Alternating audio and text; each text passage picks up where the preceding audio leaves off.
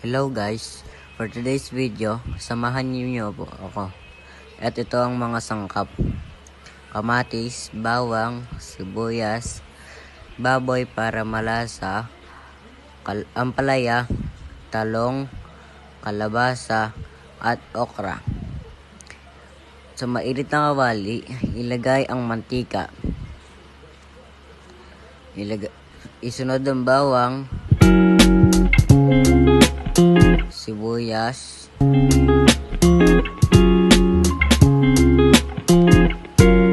at kamatis. Haluin at takpan. Pagkaraan ng ilang minuto, isunod ang baboy. Haluin at takpan. Pag malambot na ang baboy, isunod ang kalabasa.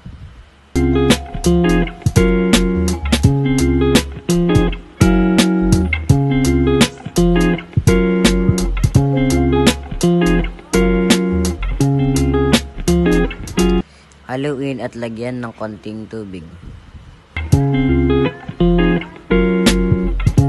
Haluin at takpan.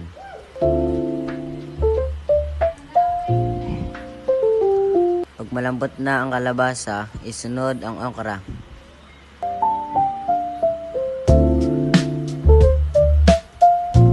Talong.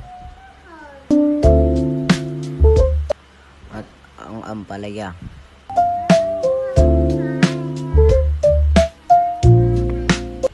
Haluin at takpan. Lagyan ng pampalasa gaya ng asin at paminta. At yan po, luto na ang ating pinakbet. Salamat po sa panonood.